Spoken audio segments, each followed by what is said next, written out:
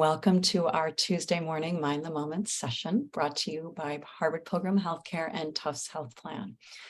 This is a place where we invite experienced mindfulness instructors to speak with us about what mindfulness means to them and to discuss as a community how we can incorporate these practices into our daily lives.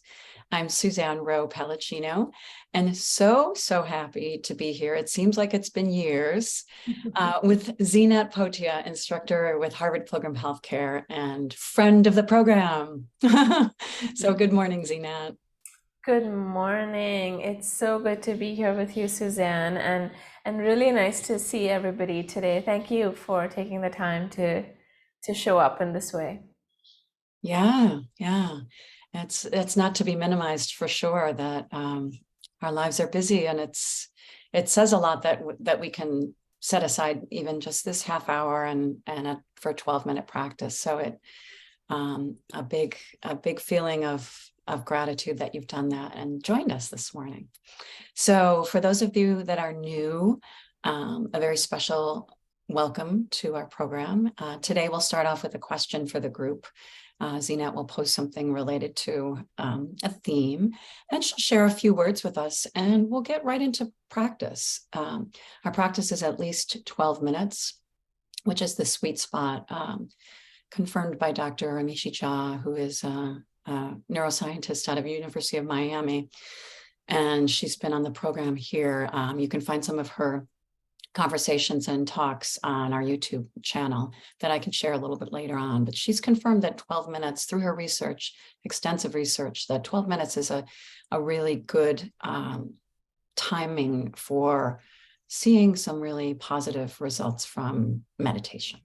So we'll do at least 12 minutes, and that will be a combination of guidance and a little bit of silent time for those that are new, just to let you know, but we'll guide you through the whole thing. And so we will have an opportunity to ask questions at the end. So if you go to the bottom of your screen and open up the chat, if you don't see the chat at the bottom, click the the three dots, and that will open up another screen to enable you to get to the chat. And you can open that up and click that at the bottom, the blue drop-down menu that says hosts and panelists, and you can click that to everyone, and then everyone will see your comments and answers to the question. So Zeenat, what do we have this morning for our group? This morning, I'd like to just offer a question for us to connect as a community and have some relational practice, which is the heart of mindfulness. As we get quiet and still and turn the mirror inward, we're learning how to relate to our internal experience, and then that training becomes our superpower as we turn back to the external world. And how do we relate to other people, to experiences, to conditions that are always out of our control, arising and passing away. But it's the relational piece where we can influence, where we have agency and impact. And so this whole field of feelings, and where as human beings, we are feeling beings. So in this moment, the invitation is to just take a few moments. You might even close your eyes if it helps you to ground in the body, to settle in, start to connect, and then see what's here, see what's most alive. Really looking with the eyes of loving kindness, with curiosity, with interest.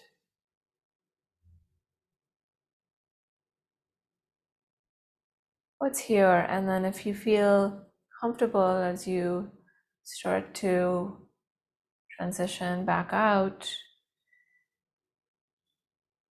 the invitation is to share in the chat, and really taking your time. If you're still exploring, still sensing, feeling into what's here, what's most alive. And it might be a combination of things. It might even be sensations, not necessarily words. Sometimes younger parts of us show up through sensations in the body or images or colors, and sometimes it's words, sometimes it's thoughts. Well, I'll jump in to start. I do have a combination of things that came up for me, especially as you said, colors and things like that. But I have a little bit of apprehension. I'm going to a doctor's appointment here, so I have that going on.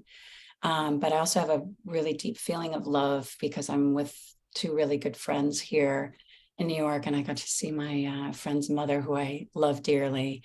So and their dog. So I just have a lot of great feelings of support and love.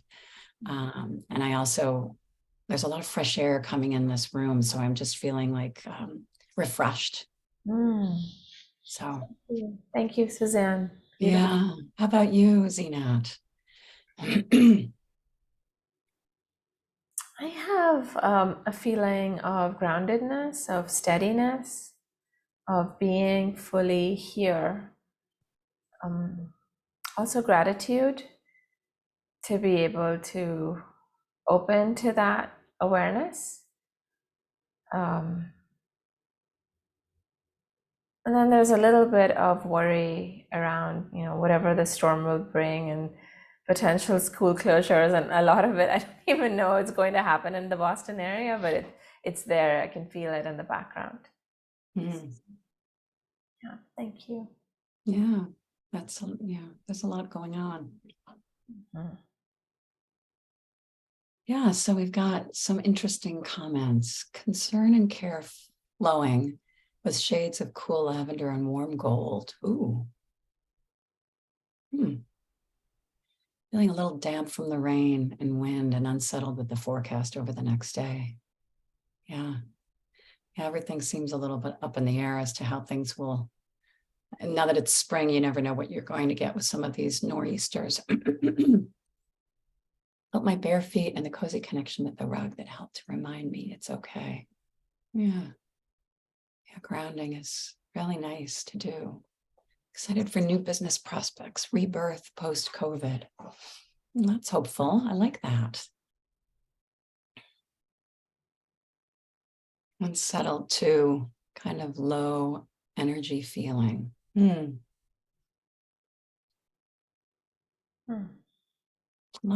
lot of different things going on there. Yeah, thank you all for sharing. This phrase, name it to tame it, feel it to heal it. I don't know if you've heard it before, but I really just love it. First of all, I love the simplicity of it.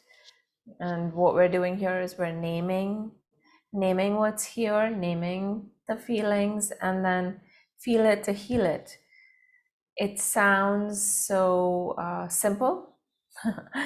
And then in practice, if you try to open to your feelings, and on a moment by moment basis, it's actually quite challenging because the conditioning and the patterning is to not.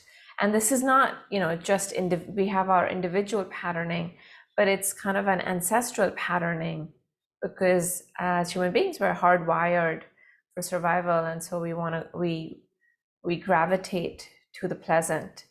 And so it is inherently, biologically, our psychobiology doesn't like to feel the unpleasant. We cringe or brace against it, and then we develop coping patterns of avoiding, numbing, freezing, lashing out, whatever our coping patterns may be, which served us at a certain time, but may have become maladaptive. So this practice of opening to our inner landscape, our inner feelings landscape, is quite deep and quite rich, and there's many, many layers to it. It's like an onion that begins to unfurl for us once we enter into that stream. And so I'm really happy and excited to offer it today, because wherever you are in that onion, and we each have our own onions, You'll see how it goes, and depending on the layer and the timing, it can be helpful and useful to have support and resources, because it's not an easy practice. It's not a baby practice. The phrasing is beautiful, and I teaching my children to memorize it, and I at the same time know that this is quite this practice has a lot of depth to it. Okay, so why don't we transition to some meditation? That's good. So just coming upright and finding some uplift in the spine. If you need to shake or wiggle or stretch before we come into stillness, please feel free to do that.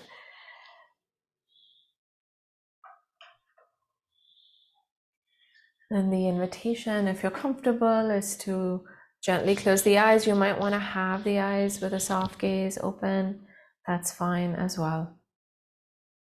Really honoring how your system is right now. That just even that step is radical and revolutionary, to honor where you are. Honor where you are right now. And all of it, all parts are welcome. And we can make room for them. Even if we don't feel like we want to welcome them, we can start to incline the system, the mind, heart, and body, to make some room so that we can welcome and allow. With that intention of softening into whatever is here, we're not trying to make anything happen, make anything go away.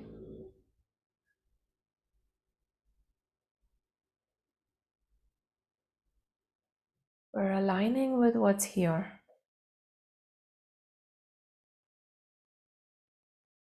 And bringing particular awareness to places where there might be clamping or gripping or big neon signs of not allowed, not now, not this. Just to know with the confidence and steadiness of an inner knowing, to investigate where that is, not intellectually, but the felt sense. And as many of you know, you've been practicing, the body is your ally. So go into the felt sense, come into an embodied exploration of what's here, which is where colors, images, and sensations can be so useful.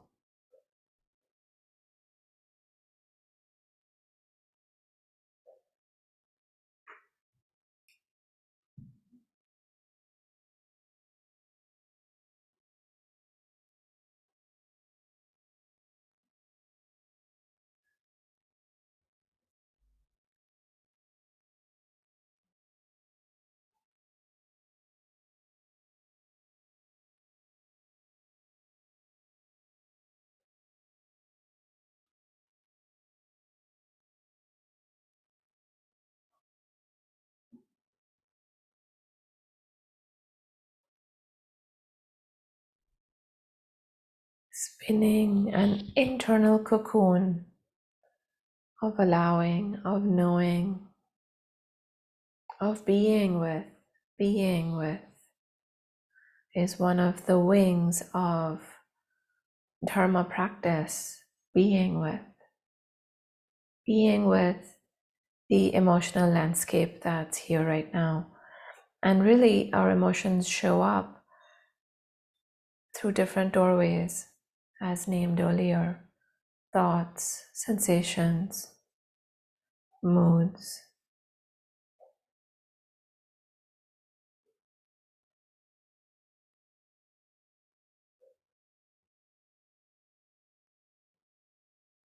And certain doorways will dominate, will be louder. That's not a problem. If the attention is pulled there, that's okay. And the being with is being with in the now. Noticing when the mind goes into stories or narratives, See if you can come back to the felt sense.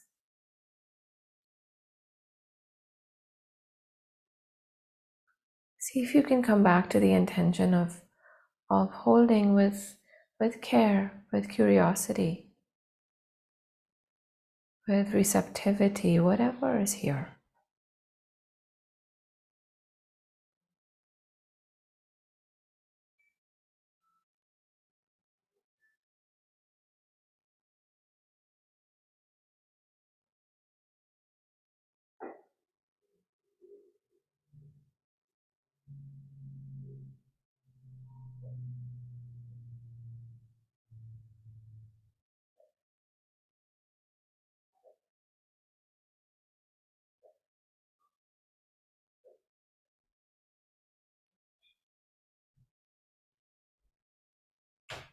And bringing some awareness to how whatever is here, the more we can be with it, the more we know it, name it, allow it, we see its movement.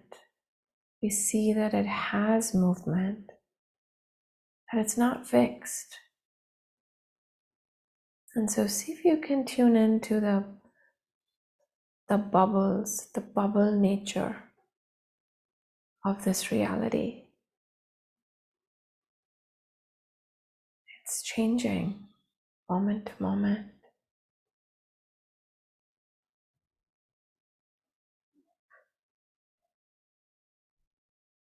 There's a fluidity. So we enter into that stream of fluidity and a willingness to flow with it. And it requires courage and forbearance. And so at any point, if it gets to be too much, and you'll know, your system is and will communicate to you. So we're listening for that. If it gets to be at an intensity level that's too much, it can be wise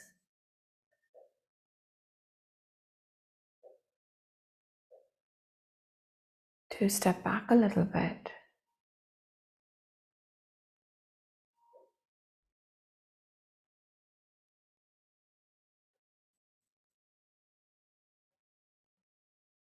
And if we're working with sensations, you could step back from the very intense one into a part of the body that is relatively neutral or even pleasant, to resource the heart mind, to steady.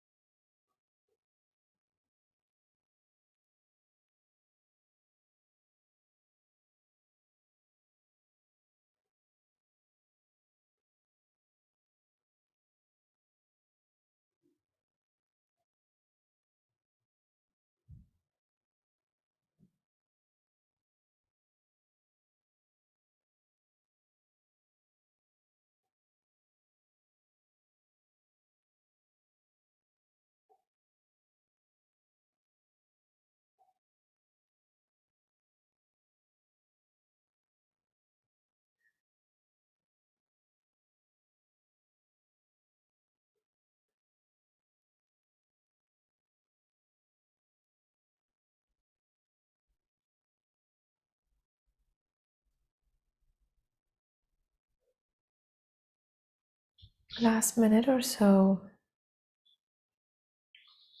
if you wish, you could drop in a question for this inner world and deep listening. What's needed right now? What's needed? Or what do you need?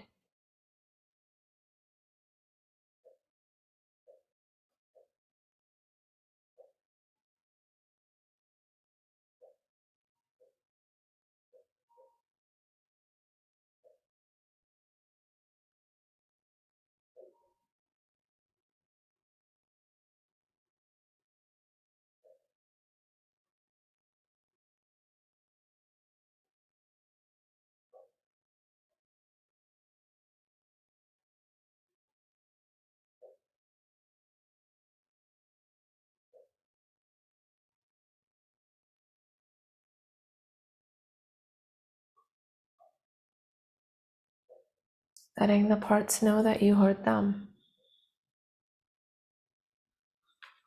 And just thanking the parts for sharing and for showing up and for willing to be known.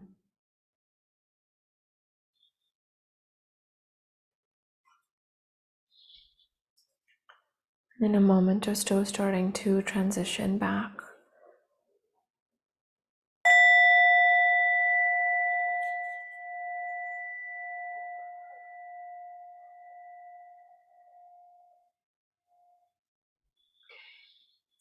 Taking your time as you return, and please, really good to look away from the screen and take in where you are.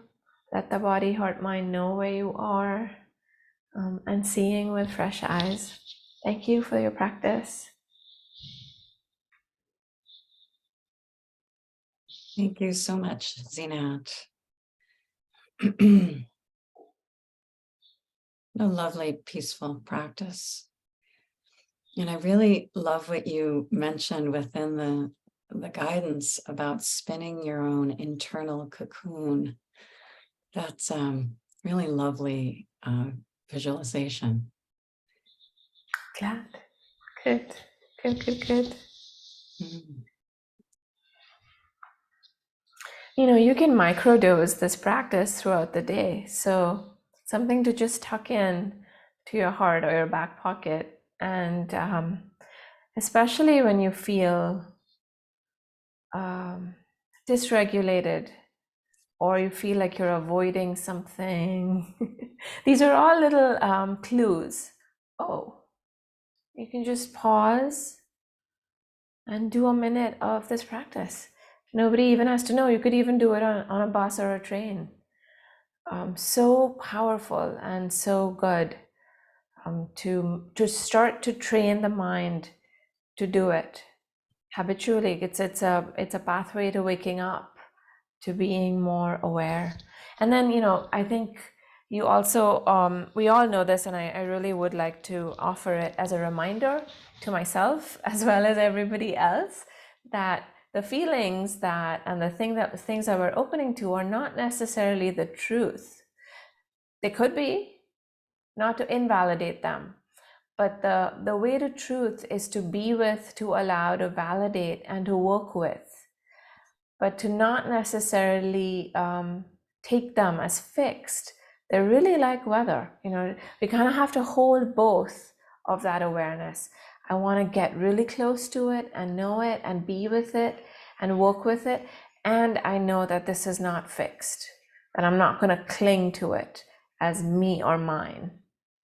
It's the pathway to liberation. Yeah. Good. I'm so glad. Thank you for the beautiful comments. Mm. Yeah, I agree, Janice. The bubble visual as well is just how things come up and they dissipate. You know, that's just the nature of things. Yeah, yeah. Don't believe everything you think. I like that reminder, Julia. Yeah. Yeah, and that question, Kristen, that resonated for you of what is needed, to me, that's a question that's the heart of self-compassion practice. You know, it's asking the parts or the feelings or what's arising and honoring what's needed, because it's opening to, and then how can I tend to? Opening to, it's being with and working with. Those are the two wings of our practice. I think of how helpful that is, what's needed right now. I was just thinking of the other day, I was in a store where a toddler was having a little bit of a meltdown, and how, handling things like that, which can be very difficult in public, for parents, just, just having, getting your child used to just taking a breath, or asking those questions rather than, reacting in a very tight way. But, can you think what's going on right now? Like, what do you think? So many of those ways to handle what could be considered a little mini crisis can be so helpful. Yeah. I have a picture in my mind of, I think it was something that was shared on Instagram, of two brothers and one older brother who was watching his younger brother have a tantrum, and he went like this. He's like, Billy, he's like, and the younger child was just like, you could tell that they had been working on this. And the older brother, he was only like 6 or something. And it was just remarkable how, kids pick up on things and how they kind of seep into their being once they get a little habit going. Beautiful. Yeah. Sweet. Yeah. Please share that phrase with kids and adults in your life. I love it so much. Name it to tame it, feel it to heal it. Yeah, wonderful practice. I guess we're at 9 o'clock now.